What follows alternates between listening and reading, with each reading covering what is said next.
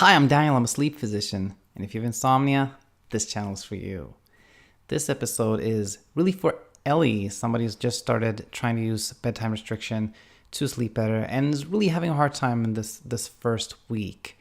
And I want you to know, Ellie, that the pattern you're having, tired in the evening, can't sleep at night, finally sleep in the early mornings, very common. And I think it can be broken using CBTi. Welcome back. If you're new to the channel, then welcome to you, of course. As mentioned, there's a specific viewer that I feel had a lot of troubles in the early stages, and I want to tell you, Ellie, that don't be too discouraged. I know this is super frustrating, but there's always hope, and you're still really early on. So I really hope this can be helpful to you. Before we get any further, as I always say, this is not medical advice to you, Ellie, or anybody else, just general thoughts and comments that I hope will be helpful. But that said, let's look into this comment from episode 143 that is from Ellie. So Ellie wrote, it says here 19 hours ago, this is a pattern. I don't know why, but somehow I get very restorative sleep between 5 a.m. and 7 a.m. I think this is yesterday. I turned off the light and tried to sleep again at like 5:30 and slept until 7:30. The night before, last night, and even 2 nights before, I had the same pattern. I can feel that the 1 to 2 hours of sleep that I get from like 5 to 7 a.m. is very deep sleep. I get in and out of bed repeatedly. I didn't check the time. I just think I slept 1 hour of very light sleep at around 12:30. I feel that way, and I woke up wide awake. I've been having like 3 hours of sleep since I started trying CBTi. I wonder if I should restrict my bed to 4 hours, like 3 to 7 a.m. Sounds cruel. What do you think? There was a few other comments there back and forth, but basically here are my thoughts. First of all, it's always important to know that there are a lot of people with exactly this pattern. People that have kind of struggled to stay awake even in the evening from like, 10, 11 p.m. or up to midnight, then try to go to bed and then feel really alert, have a hard time sleeping, and then it's like tossing and turning in and out of bed all night. Finally, in the early morning hours, start sleeping better. Bobby had this pattern, who has been featured in some of the episodes here, and Suzanne.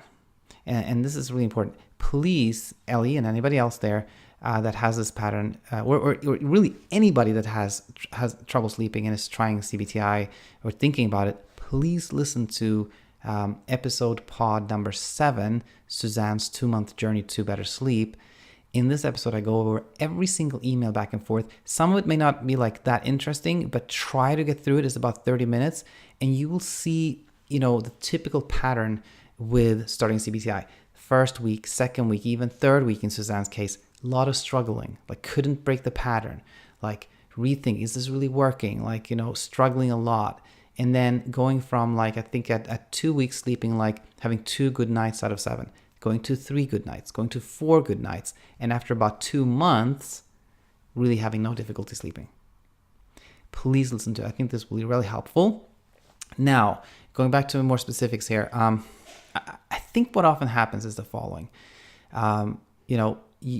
Some people are tired in the evening and while kind of resting, actually have micro sleep. Doze off for a second here, a second there, a couple of minutes here and there, and that adds up. That can be a problem. Ellie, if you think this is happening, know that this is a problem and do everything you can to kind of stay awake in the evening. The second thing is like between, let's say in your case, Ellie, like let's say 12 midnight and 5 a.m. when you're in and out of bed, etc. Oftentimes what can happen is that you have moments of sleep that maybe 20 minutes, 30 minutes that you're not aware of, or you have a chunk of sleep that you feel was like 40 minutes. It was actually an hour and 20 minutes, something like that. So you may sleep a little more than you think, and then you get one nice chunk of sleep in the morning. And if you add all that together, it may be 4.5 hours, And oftentimes that's kind of enough for us to muddle through. So it never really gets better. You kind of just continue that pattern. Now why is that? Why is it so hard to break this pattern? Well, part of it, I think, many times, is that early morning sleep that's good is actually maybe not a good thing. Meaning, it happens. Like you often sleep better in the early morning because of two things. One, you've been awake for a longer period of time, so your sleep drive, your sleep pressure is higher. but also oftentimes there's less pressure. When you know that, you know, your sleep window is from like midnight to 6 or something, then when midnight hits, sometimes you feel pressured. It's like, now I gotta sleep. And that kind of defeats the purpose. But the longer the time goes on, like when you get to like 5:30 in the morning, you feel like, well, that's it. You know, I'm done for the day. I don't even need to sleep anymore. The pressure is somehow gone. And when the pressure is gone, you then can sleep.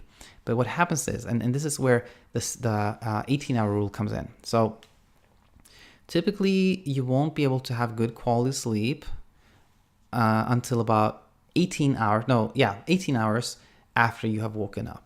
Okay, because oftentimes, particularly when you have insomnia, you need about 18 hours of sustained wakefulness to get good quality sleep. So if you wake up at, let's say 7:40, let's just say 8 for easy math. Let's say you wake 8, then you won't be able to really fall asleep until about 2 a.m. So what you thought about, Ellie, was like, what if I slept from like, let's say 3 a.m. to 7 a.m. or in this case, let's say 2 a.m. to 8 a.m. Would that be better? That could work, but the problem I see with that is that it's going to be really, really difficult from like, 11 p.m. till like 2 a.m. to stay awake and not frustrated. If it's midnight, everybody else is asleep, it's dark outside, you should be sleeping. It's really easy to get frustrated. It's also easy to get tired and sleepy. That's why for most people, I feel it's easier to pick a wake up time that's fairly early, say, 6 a.m. and then really stick with that, and then not go to bed before, let's say 11:30 or something, which is more similar to what most people do. So it may not be as frustrating. And then what's going to happen, and what you probably foresee happening, is, well, what if I fall asleep at 5:40? Now I have to get up at 6. Yes, that is the hard part. That is the hard part. That is the first couple of nights, days that really can be really difficult. But usually if you break the cycle, doing that, getting up at that early hour, then oftentimes start falling into place. So Ellie, hang in there. Please let me know if I can help. I'm hopeful that you'll be doing better soon. And if you have a question, Ellie, or anybody else, you can leave a comment or send me an email at daniel@insomniainsight.co. Hope to have you back here soon.